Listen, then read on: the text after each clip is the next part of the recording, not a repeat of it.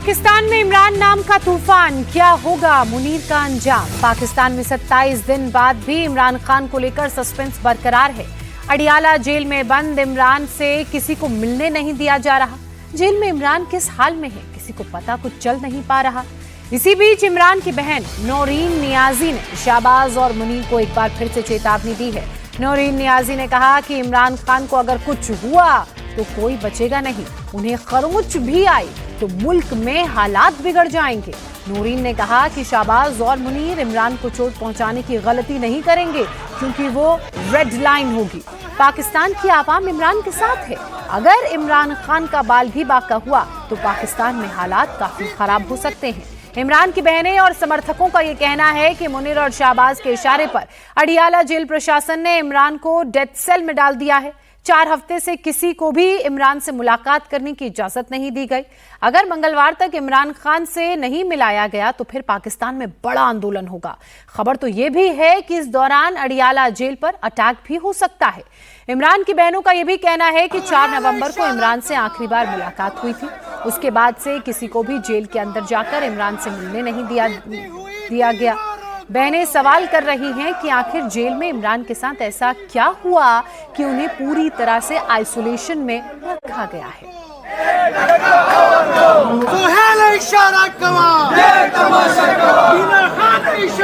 इमरान के समर्थक बड़े आंदोलन की तैयारी कर रहे हैं। पाकिस्तान में गृह युद्ध जैसे हालात बनते जा रहे हैं। इमरान खान के राइट हैंड और खैबर पख्तूनवा के सीएम सोहेल आफरीदी ने ऐलान किया कि मंगलवार को पीटीआई के सभी सांसद इस्लामाबाद हाईकोर्ट का घेराव करेंगे। इसके बाद रावलपिंडी में अडियाला जेल के बाहर प्रदर्शन करेंगे। सोहेल आफरीदी ने प्रोटेस्ट में पाकिस्तान के नौजवानों से भी शामिल होने की अपील की है। जैसा कि हमने अनाउंस किया है कि मंगल के दिन तमाम पार्लियामेंटेरियन वो पहले इस्लामाबाद हाई कोर्ट के बाहर पुरअमन तरीके से एहतजाज करेंगे ताकि मेरिट पर फैसले हो और इंसाफ हो, और उसके बाद अडियाला जेल जाएंगे इमरान खान साहब की बहनों के साथ इजहार यकजहती के लिए। तो इंशाल्लाह देखते हैं कि उस दिन इंसाफ होता है या नहीं होता, उस दिन बहनों की मुलाकात होती है या नहीं होती। पाकिस्तान तहरीक इंसाफ के साथ, इमरान खान साहब के साथ, इमरान खान साहब की फैमिली के साथ जो सलूक हो रहा है पाकिस्तान में, ये पूरी दुनिया देख रही है। लेकिन इन हालात में सबसे बड़ी जिम्मेदारी पाकिस्तान के नौजवानों पर है, क्योंकि इमरान खान साहब ने जो आजादी की तहरीक शुरू की है, जिसमें आईन और कानून की बालादस्ती, आजाद अदलिया की बहाली, आजाद मीडिया की बहाली, ये सब शामिल है, तो उसको कामयाब बनाना पाकिस्तान के नौजवान का काम है।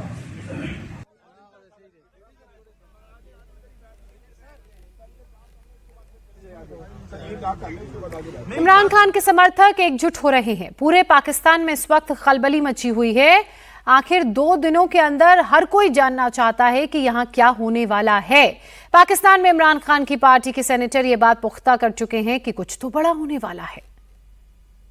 इमरान खान से जुड़ी इस वक्त की एक और बड़ी खबर आपको बता दें। पीटीआई के आंदोलन को लेकर अलर्ट जारी किया गया है। अडियाला जेल पर हमले का खतरा बना हुआ है और इसी को लेकर प्रशासन ने पीटीआई के लोगों को आगाह किया है। पाकिस्तान के पत्रकार के हवाले से सारी खबरें सामने आ रही हैं। आंदोलन में अलग से लोग भी शामिल हो सकते हैं, ऐसी भी संभावना है। और इन्हीं संभावनाओं को देखते हुए बड़ी संख्या में जो पुलिस है उसको जेल के बाहर तैनात किया गया है। कई लोगों की जान भी जा सकती है। इस वक्त की एक बड़ी खबर हम आपको बता रहे हैं। पाकिस्तानी पत्रकार के हवाले से खबर है, अडियाला जेल पर हमले का खतरा बना हुआ है। प्रशासन ने पीटीआई के लोगों को आगाह रहने के लिए कहा है। कई लोगों को जान जाने के खतरे की संभावना भी सामने आ रही है। खबरों में आगे बढ़ते हैं और अब बात समंदर में उठे तूफान दितवा की करते हैं। श्रीलंका में तबाही मचाने के बाद तूफान दितवा तेजी से तमिलनाडु और पुडुचेरी की ओर बढ़ रहा है। इस वक्त ये तूफान चेन्नई से मात्र 200 किलोमीटर दूर है। मौसम विभाग के मुताबिक ये तूफान 100 किलोमीटर प्रति घंटे की तेज रफ्तार से उत्तरी तमिलनाडु पुडुचेरी से टकराएगा, इनके तटों से टकराएगा। तूफान के लैंडफॉल होने से पहले ही तमिलनाडु के कई जिलों में भारी बारिश हो रही है। कावेरी बेल्ट के जिलों रामनाथापुरम और नागापट्टिनम में जोरदार बारिश का दौर जारी है। रामेश्वरम की बात की जाए तो यहां पर जनजीवन पूरी तरह से प्रभावित है, ठप पड़ा है। तूफान के कारण चेन्नई एयरपोर्ट से 47 उड़ानों को रद्द कर दिया गया है, तो वहीं 11 ट्रेनों के रूट में भी बदलाव हुआ है।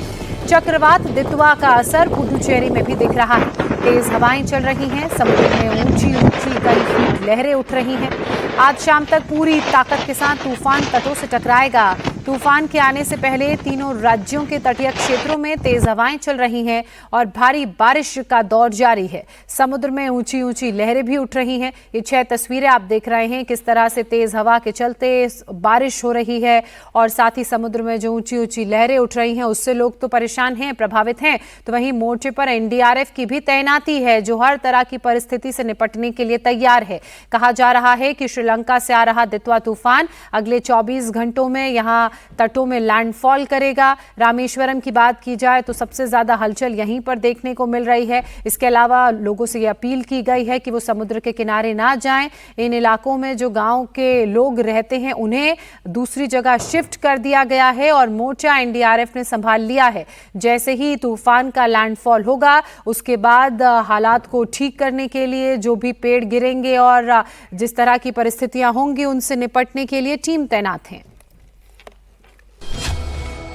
समंदर में सैलाब, दितवा तूफान से सावधान।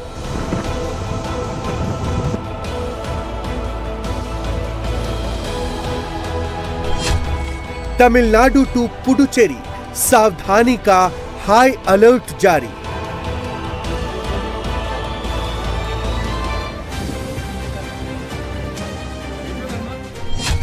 चेन्नई से 200 किलोमीटर दूर दितवा का रौद्र रूप।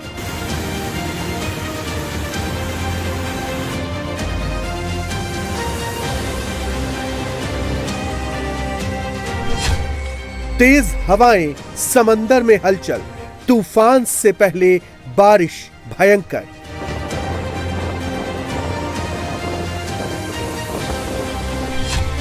हिंदुस्तान में बवंडर की एंट्री, कहां कहां बजी खतरे की घंटी। तूफान दितवा को लेकर तैयारी पूरी है, लेकिन ताजा अपडेट क्या है वो भी जल्दी से आपको बता देते हैं। चक्रवाती तूफान दितवा उत्तर दिशा की ओर तेजी से आगे बढ़ रहा है। आज शाम तक तूफान तमिलनाडु पहुंचेगा और पूरी ताकत के साथ तटों से टकराएगा। बताया जा रहा है कि करीब 100 घंटे प्रति किलोमीटर की तेज रफ्तार से ये तूफान तटों की तरफ आएगा। चेन्नई में महज 200 किलोमीटर दूर ये तूफान चेन्नई से बताया जा रहा है। तूफान को लेकर तमिलनाडु पुडुचेरी में हाई अलर्ट किया गया है। तूफान जैसे जैसे तमिलनाडु पुडुचेरी के करीब पहुंच रहा है वैसे वैसे हवाओं का जो जोर है वो और बढ़ता जा रहा है, साथ ही मूसलाधार बारिश भी हो रही है।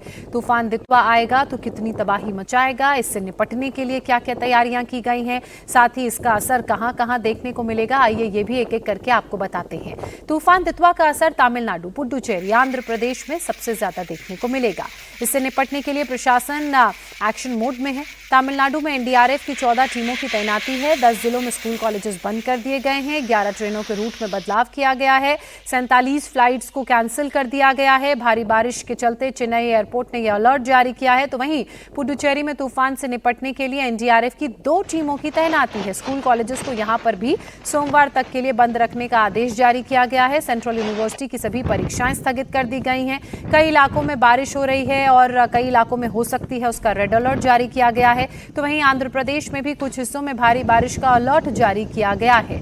3 राज्यों में तूफान दितवा का असर देखने को मिलेगा, जिसमें तमिलनाडु, पुडुचेरी और आंध्र प्रदेश शामिल हैं। तमिलनाडु में 14, पुडुचेरी में 2 और आंध्र प्रदेश के कई हिस्सों में एनडीआरएफ की टीमों को तैनात किया गया है। और कुछ जगहों पर तो बारिश हो रही है, काफी तेज हवाएं चल रही हैं और कुछ जगहें इन तीनों राज्यों की ऐसी हैं जहां भारी बारिश की संभावना है। तूफान श्रीलंका से निकलकर तमिलनाडु की तरफ आगे बढ़ रहा है, लेकिन श्रीलंका से जाते जाते तूफान ने वहां भयंकर तबाही मचाई। श्रीलंका में तूफान से हुई मौतों का आंकड़ा लगातार बढ़ता जा रहा है। तूफान दितवा से अब तक 134 लोगों की वहां मौत हो चुकी है। हालात खराब हैं और इन्हीं खराब हालातों को देखते हुए श्रीलंका के राष्ट्रपति ने इमरजेंसी की घोषणा की। अभी भी 176 लोग ऐसे हैं जिनका पता नहीं चल पा रहा है, जो लापता हैं और रेस्क्यू टीमें इन्हें खोजने में जुटी हुई हैं। चक्रवात दितवा से मची भयंकर तबाही को देखते हुए श्रीलंका ने शनिवार को आपातकाल की घोषणा की और अंतर्राष्ट्रीय सहायता की अपील भी की। आपदा से निपटने के लिए थल सेना, नौसेना तथा वायुसेना के हजारों जवान इस वक्त ग्राउंड पर हैं और रेस्क्यू में जुटे हुए हैं। 100 से ज्यादा लोग अभी भी लापता हैं। तूफान ने ऐसी तबाही मचाई कि सड़कें धंस गई, पुल टूट गए, कई शहरों में बिजली ठप है, 15,000 से ज्यादा घर तबाह हो चुके हैं। 25 जिलों में करीब 8 लाख लोग आपदा से इस वक्त प्रभावित हैं। श्रीलंका में हालात खराब हैं। श्रीलंका में तूफान से प्रभावित इलाकों में भारत की राहत और बचाव की कार्रवाई भी लगातार जारी है। एनडीआरएफ की 2 टीमें भारत की यहां पर भी मौजूद हैं। श्रीलंका में मची तबाही के बीच श्रीलंका के राष्ट्रपति ने मदद की अपील की है, क्योंकि हालात बेहद खराब हैं। देश में इस वक्त राष्ट्रपति ने इमरजेंसी भी घोषित कर दी है। मौतों का आंकड़ा भी बढ़ता जा रहा है। अभी भी 176 लोग लापता हैं। 15,000 से ज्यादा घर पूरी तरह से तहस नहस हो चुके हैं। श्रीलंका के 25 जिलों में इस वक्त हाहाकार मचा हुआ है। आस लगाए लोग बैठे हैं कि कोई इनकी मदद करेगा और मौतों का आंकड़ा भी और बढ़ने की भी संभावना है। तूफान दितवा से श्रीलंका में मची तबाही के बीच भारत ने मदद का हाथ बढ़ाया है। विमान राहत सामग्री लेकर श्रीलंका पहुंचा है। 21 टन राहत सामग्री, 80 से ज्यादा एनडीआरएफ कर्मी, 8 टन उपकरण भी भेजे गए हैं। रविवार सुबह दी गई जानकारी में वायुसेना ने बताया कि राहत सामग्री लेकर निकले इन विमानों ने कोलंबो में लैंड किया। भारतीय वायुसेना के विमानों के जरिए न केवल राहत सामग्री पहुंचाई जा रही है, बल्कि एनडीआरएफ की रेस्क्यू टीमें श्रीलंका में फंसे भारतीयों को सुरक्षित निकालने की कोशिशों में भी जुटी हुई हैं।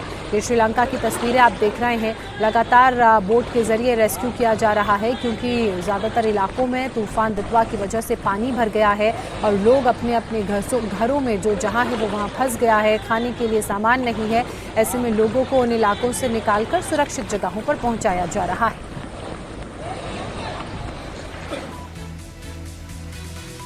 अब आपको दिल्ली से सटे गाजियाबाद से आई स्टंट की एक खतरनाक तस्वीर दिखाते हैं। गाजियाबाद के विजयनगर इलाके में मिलिट्री ग्राउंड में थार सवार लड़कों ने लोगों की मौजूदगी में खतरनाक स्टंट किया। गाड़ी को गोल गोल घुमाने के बाद जब ड्राइवर का मन भर गया तो वो वहां मौजूद लोगों के पास आकर रुक गया। थार से ये खतरनाक स्टंट सिर्फ रील बनाने के लिए किया जा रहा था। अगर कहीं ये थार स्टंट के दौरान बेकाबू हो जाती तो आप समझिए अंजाम कितना भयानक हो सकता था। खुला ग्राउंड है, आपको एक थार ग्राउंड में घूमती हुई गोल गोल छोटे छोटे चक्कर काटती हुई नजर आ रही होगी। और देखिए ग्राउंड के चारों तरफ आपको लोग चलते हुए इधर से उधर जाते हुए दिख रहे होंगे। महिलाएं हैं, बच्चे हैं, पुरुष हैं, और ये जो स्टंटबाजी वहाँ पर हो रही है उसे तो कुछ लोग एंजॉय भी कर रहे हैं। सोचिए अगर ड्राइवर कार से नियंत्रण खो देता तो एक अप्रिय घटना यहाँ घट सकती थी।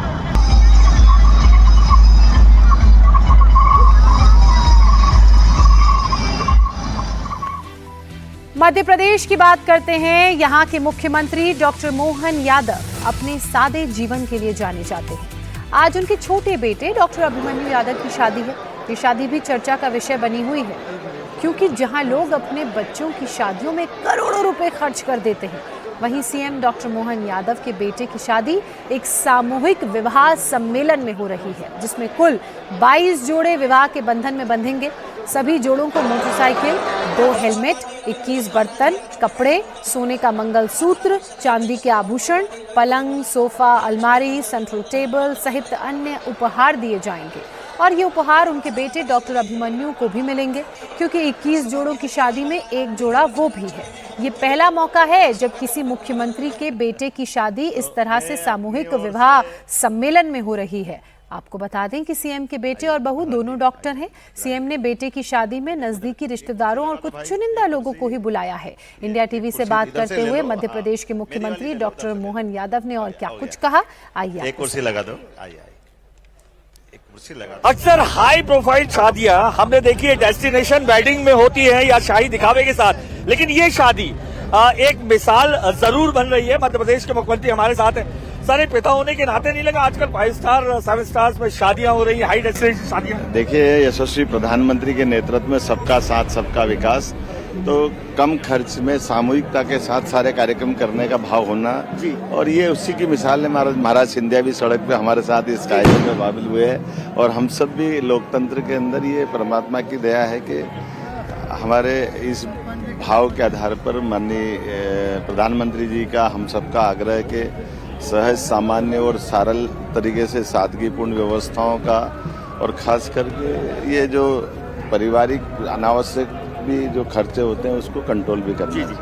मैंने ये देखा जात पात की करोड़ विदाई वाली जो बात होती है, एक मुझे लड़का दिखा जो होटल में काम करता है, दूल्हा बना हुआ है, अनुसूचित जाति का अनुसूचित जनजाति के साथ विवाह कर रहा है। एक मैसेज बैरियर तोड़ने की भी कोशिश की गई है शादी के जरिए, क्योंकि एक मुझे ड्राइवर भी दिखा है तो मैंने उससे प्रश्न किया कि तुम गाड़ी ड्राइव करते हो और दूसरा तुम्हारे पीछे घोड़े में जो चल रहा है वो मध्य प्रदेश को ड्राइव कर रहा है, एक साथ एक मंच पे। न वो ड्राइव कर रहा है न वो ड्राइव कर रहा है, ड्राइव तो सरकार कर रही है, लेकिन हमारा अपना प्रदेश में सभी बेटे बेटी समान है, ये उसी का तो भाव एक मैसेज है, ये आडंबरपूर्ण नहीं होना चाहिए। हमने देखा नेताओं के यहाँ शादियां होती है, बर्थडे होता है तो पोस्टर्स होते हैं। शादी ब्याह अपना आनंद है, लेकिन ये सामाजिकता का भी संदेश है। हमारे साथ ज्योतिरादित्य सिंधिया जी भी है कि सर बारात कहाँ से जा रही है? सर एक सवाल उठता है, सर कैसे देख रहे हैं यहाँ से ले लो ना। मैं एक पारिवारिक कार्यक्रम में आया हूँ, बहुत अच्छा उदाहरण है सामूहिक विवाह का।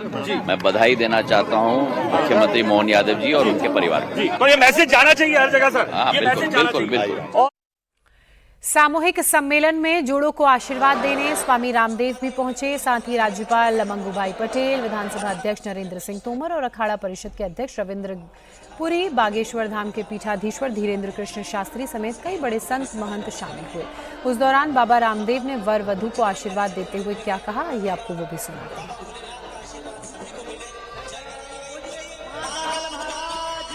तो ये तस्वीरें आप उस सामूहिक विवाह कार्यक्रम की देख रहे हैं जिसका आयोजन मध्य प्रदेश में किया जा रहा है, उज्जैन में। खास बात इस कार्यक्रम की ये है कि जो 22 जोड़े विवाह के बंधन में बंध रहे हैं उनमें से एक जोड़ा मुख्यमंत्री जो प्रदेश के हैं डॉक्टर मोहन यादव, उनका छोटा बेटा भी है। और ये जो सादगी का परिचय वक्त वक्त पर मध्य प्रदेश के मुख्यमंत्री देते हैं, ये उसकी एक बहुत बड़ी मिसाल है। अभी अनुराग अमिताभ मेरे सहयोगी ने मुख्यमंत्री से बात की थी तो उनका यही कहना था कि शादी का जो मौका होता है वो एंजॉय करने के लिए तो होता ही है, इसके अलावा सामाजिक संदेश देने के लिए भी होता है। युगल दंपतियों को हमारे यहाँ पर पति पत्नी लक्ष्मी नारायण के, उमा महेश्वर के, सीताराम के स्वरूप में, राधा कृष्ण के रूप में उनको हम मानते हैं।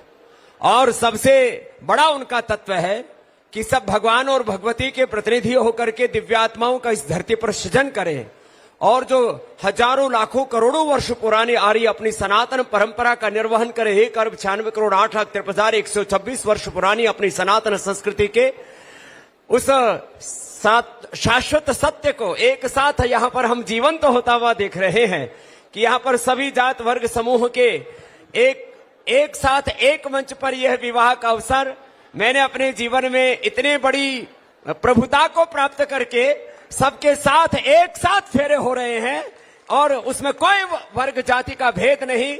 ऐसा जो इतिहास कीर्तिमान रचा है हमारे परम आदरणीय मोहन यादव जी और उनके बालक अभिमन्यु और बेटी ईशिता के साथ सारे दंपतियों के एक बार जोरदार सबकी ओर से अभिनंदन है। ये बहुत बड़ा सौभाग्य है और इसी को कहते हैं कि हमारे सनातन धर्म में कोई भेदभाव नहीं है, नॉट डिस्क्रिमिनेशन, कोई ऊंच नीच नहीं है। हम एक ईश्वर की संतान हैं, एक पूर्वजों की संतान है, एक भगवान की संतान है और उस भगवान और भगवती तत्व का प्रतिनिधित्व करते हुए यहाँ पर जितने भी युगल दंपति हैं उन सबको शुभकामनाएं देते हुए इन सबके जीवन यशस्वी हो। तो सादगी से किस तरह शादी समारोह का, सार्वजनिक विवाह समारोह का आयोजन हो रहा है उसकी तस्वीरें आप देख रहे हैं। मध्य प्रदेश के मुख्यमंत्री मोहन यादव के बेटे भी आज इसी समारोह में शादी के बंधन में बंध रहे हैं। छोटे बेटे जिनका नाम अभिमन्यु यादव है, उनकी पत्नी भी डॉक्टर हैं और आज उनकी भी यहाँ शादी हो रही है। तमाम जो संत महंत हैं वो इस कार्यक्रम में शामिल हुए हैं, नवविवाहित जोड़ों को आशीर्वाद देने के लिए पहुंचे हैं। सीएम मोहन यादव के बेटे अभिमन्यु यादव ने इंडिया टीवी से बात करते हुए क्या कहा, आइए वो भी सुनाते हैं आपको। आप तस्वीरों में यहां पर देख सकते हैं आम दूल्हों की तरह एक सामूहिक विवाह आयोजन में ये भाग ले रहे हैं। एक के बाद एक तमाम जो दूल्हे हैं यहाँ पर आपको दिखाई दे रहे हैं। सामूहिक आयोजन जो है ये किया जा रहा है, सामूहिक विवाह आयोजन, जिसमें तकरीबन 21 दूल्हे जो है 7 फेरे लेंगे। और मध्य प्रदेश के मुख्यमंत्री ने ये एक सादगीपूर्ण जो निर्णय लिया। और इस वक्त हमारे साथ दूल्हे राजा भी मौजूद हैं। कैसा लग रहा है सामूहिक विवाह आयोजन में? ऐसा ही जैसा आपको लगा था काफी टाइम पहले, बिल्कुल वैसा ही लग रहा है। लेकिन एक बात क्या आती है, एक हाई प्रोफाइल शादी होती है, आदमी सोचता है डेस्टिनेशन पे वेडिंग हो, शाही दिखावा हो। आपको नहीं लगता एक आम जैसी शादी हो रही है? मन में क्या भाव आ रहा है? एक शाही शादी है, आम शादी नहीं कह सकते इसको। सबकी शाही की डेफिनेशन अलग अलग होती है, वैसे ये मेरी सादगी की और शाही की डेफिनेशन। आपको लग रहा है कि जैसे आम भाई अपने 21 दूल्हे निकल रहे हैं, वैसा ही ये शादी हो रही है मन में? लेकिन ख्वाब नहीं था सीएम है तो डेस्टिनेशन वेडिंग हो या ये हो? नहीं, यही डेस्टिनेशन वेडिंग है हमारी। हमारे लोग जो उज्जैन में सबके साथ शादी करना, इसीलिए हमने उज्जैन में यहाँ पे शादी करने का प्रोग्राम बनाया है। आप आइए, खाने का आनंद लीजिए, बाकी मिलते हैं वहीं पे मंडप। 21 दूल्हे साथ में हैं सारे आपके? जी 21 दूल्हे, 21 घोड़े दिख ही रहे होंगे आपको, और 10 बग्गिया भी रहेगी जिसमें दो सब कन्याएं रहेंगी।